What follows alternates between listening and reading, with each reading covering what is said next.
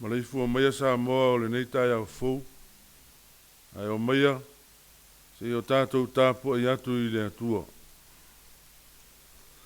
E le lei ona vivi i atu i le alii, ma ia fai pesenga i lo suafa le siri ese.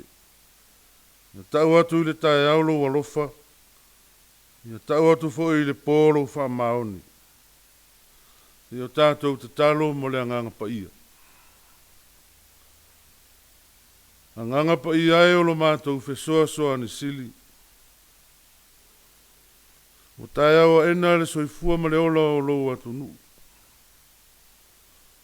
A watu uwhaatasi o mātou loto.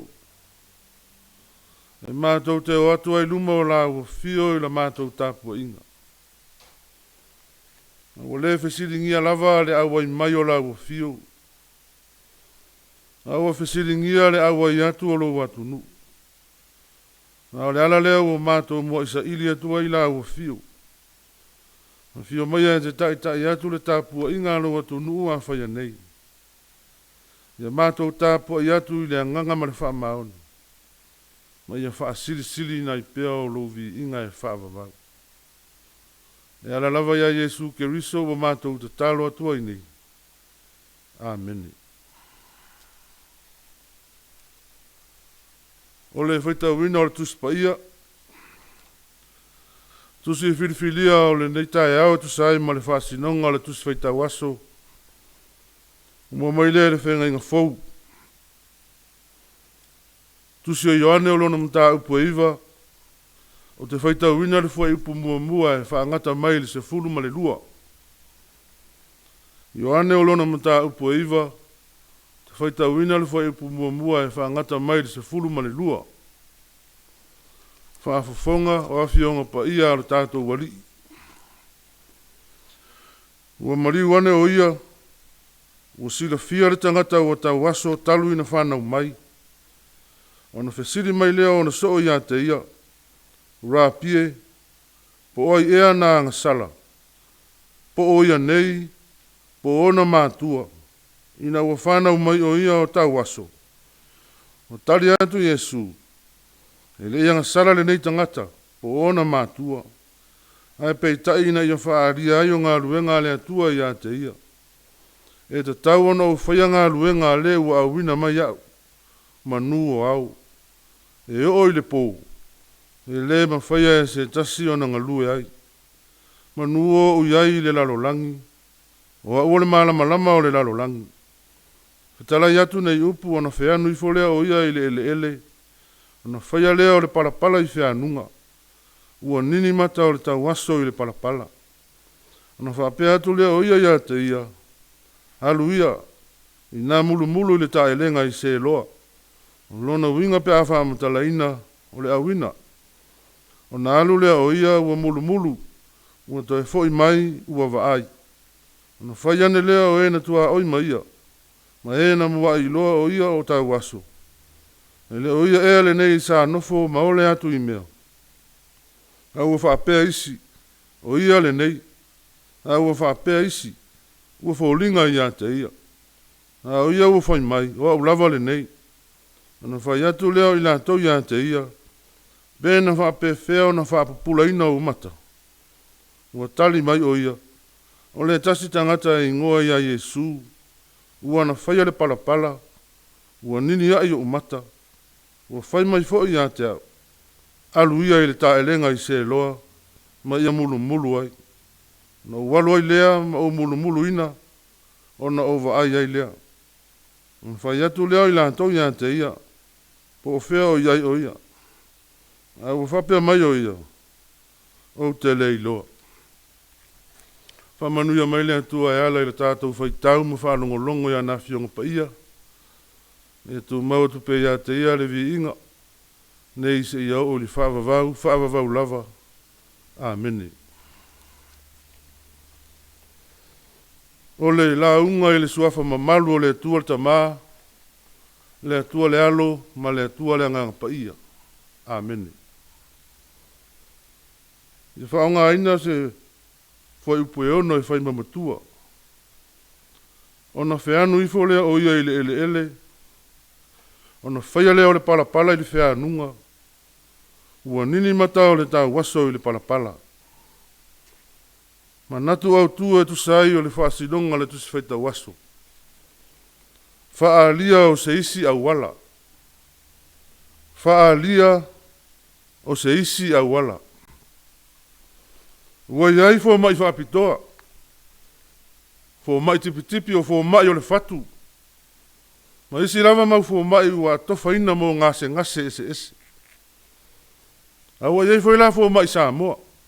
Fo mai o le ngau. Fo le ila. Fo le mata o paia. Fo le ulu ti ngā. Ma isi lava mau mai Samoa.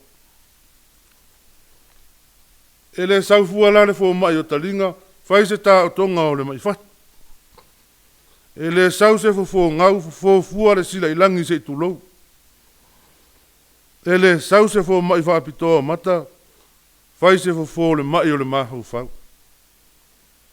E fo lava ele fo mai lana ia mai. Ua atofa ina I lona ta mai va fo mai. Ea ua whaanga solo le ngā ruenga wha malo lo le li whaola. Au mo whai ona whaapea. O le ngā ruenga wha fo mai. Ma le ngā ruenga fo le li whaola. Au le fio mai lava o Yesu. Ai lava o le mele ta o le fo mai o fo mai. Ea ngā o le ngā ruenga wha fo mai a Yesu. E le patino I se mai se tasi. Wow, fia umai, so se tu ai ngase. Ea ngā o le sila fia ma le ata mai, wha fo mai o lo ia Yesu. O le mana e loa umai, ngase o le tino, o le mafau fau ma le anganga. Ea ua, tau ane le savalinga a Yesu ma ona so o se tangata mai. O lo aisi solo I le ala. O le tangata mai, fai mai le mori mau. Whanau mai lava o tau waso. Talo whae. Ua le whaalongo no ta linga ma sawa vali o vai. Ai le ma whai ona wa ai le matango fie o le susulu mai o le la. Ai pele I tau e ane ai se fo mai whapitoa o matai le ala. Ma se ia lofa ane ai sineitanga. Le ala ua, tau ane ai Yesu. O le ua whaalupe o le fo mai o le tino le mafau fau ma le anganga. O le fo mai o sose tu ai ngā mai. Au ma vai nisi wha malo longa na matua moli mau ai le au so o le ata mai wha fo mai o Yesu. Au le mai lava leo le tau aso. Sa tonga fiti ma wha malo lo Yesu. Isi tau aso mua. Ma tai o iwa na wha malo lo Yesu le tau aso. Ina ua pai atu o ia I ona mata. Ona pula ai lea. Ma reko e walu. O le moli mauna ia ave ai tua o le ai. Le tau waso. Ma whianu I ona fofonga. Ona whae ai lea ona au. Ona malo lo ai lea. O le luka se fulu ma le walu. Na wha malo lo ai fo I le isi tau waso. Ina ua alanga atu ma le leo tele. Ina wana ona whetalai ai o Yesu ina pupula ia o mata. O lou whaatua te malolo ai. Tanga ese. Ala ma le fofo no whaia ai Yesu. Ao lea ta manino lava lea I loa. Ile mana ma lea ta mai o loi. Ile pule. I so se tu ai ngā mai. Ao le whai longa hoi ai loa ai. E leonge au wala le atua. E leonge au wala le atua I ala e. Fo aile ngase ua tu ngā. Kau nei au wala umai. E na ona fesu iai o le whinga o le fo mai. Nai o lo tupu mai. I le pule ma le mana tūlanga ese o le ali whaola. Pai mele au tu. Whaalia o le isi au wala. Lea lau whaalia le isi au wala o ngā ruenga whaafo mai e Yesu. Na whianui fo lea o ia I le ele. Na whaia o le palapala I le whianunga. ua nini mata o le tau aso i le palapala. Ia ua ese a fo i le whainga o le o fōa Iesu. O wala lava ia e whailoa mai ai. E le onge au wala le li whaola. Whaalia o le ata mai whaafo mai tūlanga ese o Iesu. A manatu ia i le ala o le whaamarolong. E peia fō linga e whaatau waa. A o le ala lava lea o lo i manatu o le li fō mai o Iesu. O se au wala e le mawhai o nā loa ia mai le iloa e tangata. Lea o le a whaia le whaamarolong. Na ona umalawa ona. Nini o mata o le tau waso. Ona tuli lo le alu e taele li taelenga i se loa. Le au mainga o whia nunga ma le ele ele. O le ele ele lea na whaia e le atua le tangata i le amatanga. A o le mana wa ola na ia manava na ola ai le ele ele. Le ele ele lea lea ua. Tu wa atasi ma le whia nunga se tulou. O le atalawa lea o le mana wa ola. Lea ua ola ai le tangata. Na whanau mai uoti. Pupula ai le tangata na whanau mai o tau wasu. Fe au leo le nei Taeao sa moa.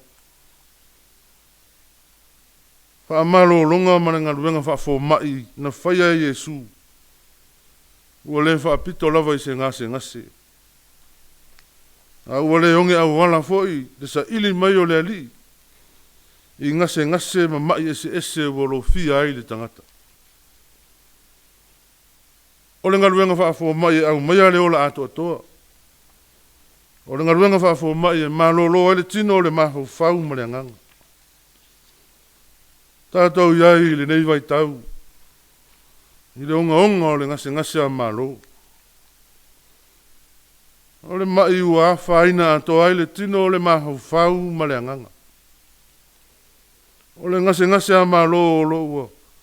Tele le mau mai ua ariari mai ai. Al fiau leo le nei Taeao. O lo sa ili mai le li, ie o lo ngase.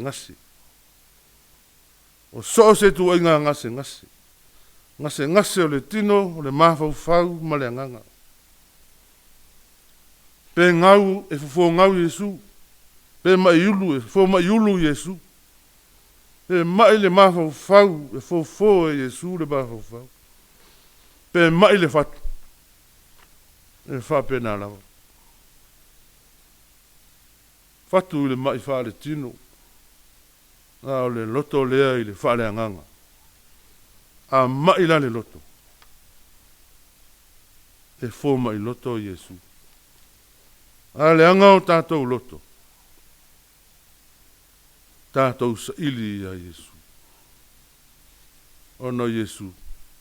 Amen. Le a tātou pese atu, le pese tolu se lau ma le tolu.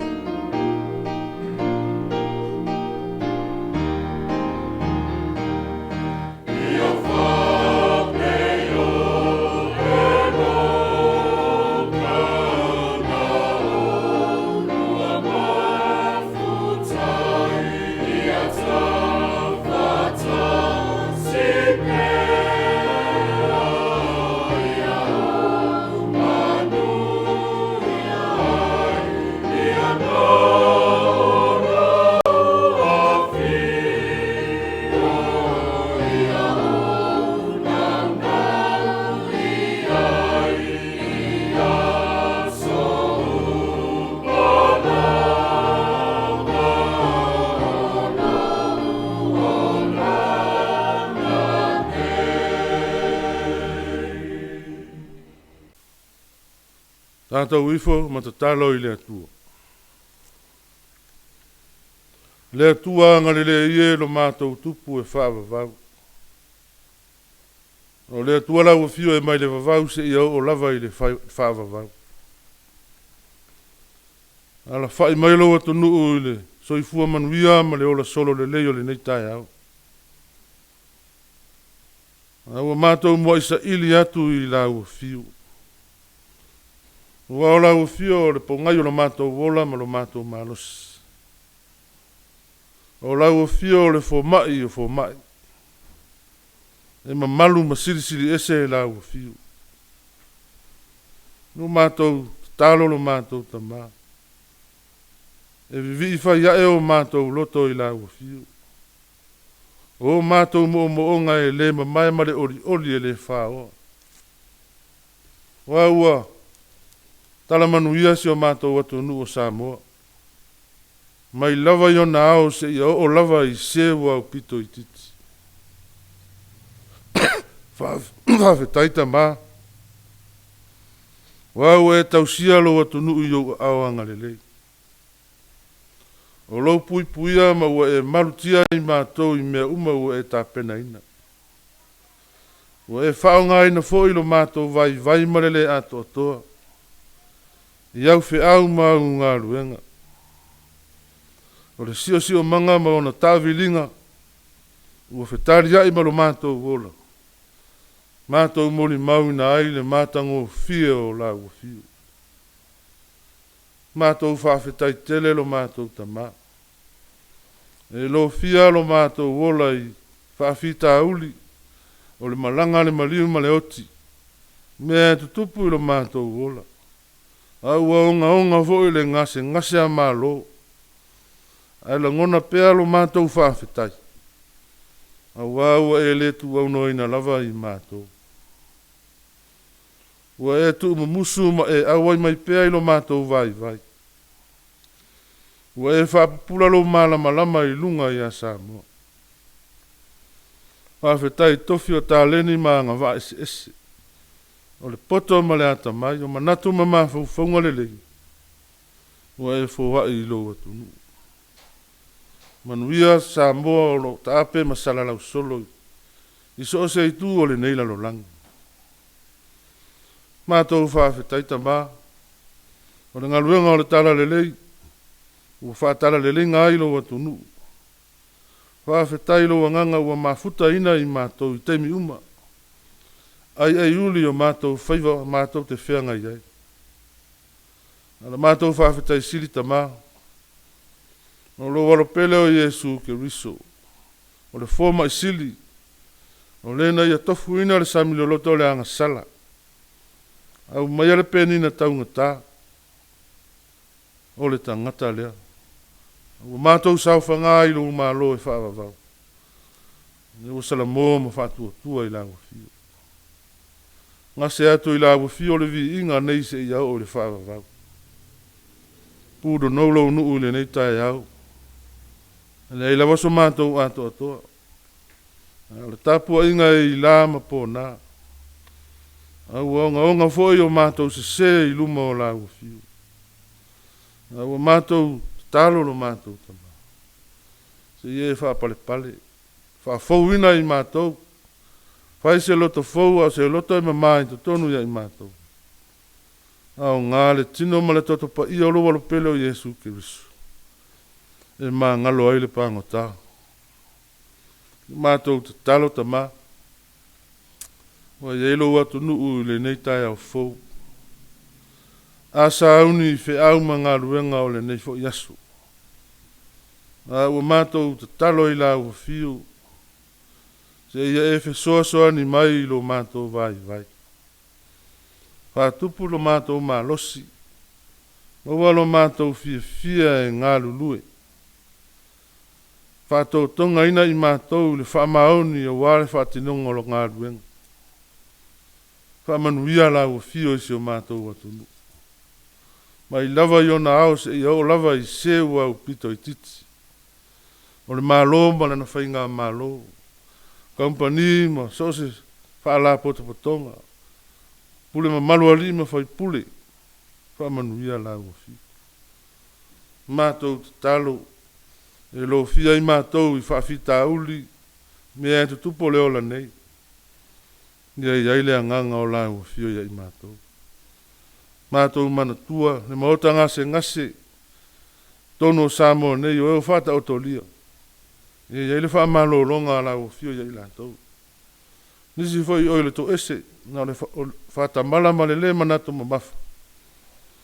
Awa o ina lo lātou iai pia. Po tu wai se Taeao fou, ia o ngāre ola mo la ua fia. Mātou te talo lo whangia, ta māma tina mātou tua lo watunu. Ia iai au whaamanu iang. Mātou la whai atu na ia mātou whanau. A sauni ai nei, Taeao I whiau mga luenga, o le ola o oina. Ia iai le while mu o la ua fio iai lātou.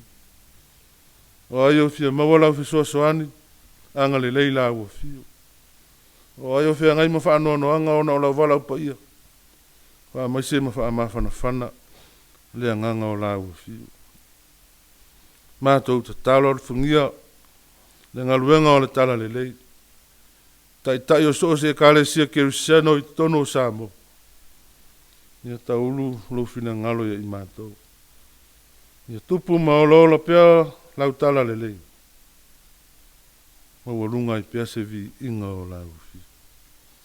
Ia mātou la lafo atu le mātou tama. Lava singa o le nei yaso asaoni ia. Au wali tia mea uma. Ina whaatasi mai o la ufi. Nisi o mātou talo tama. O mātou ofo ina atu, a tasi ma te talo lele oa tai to atasi.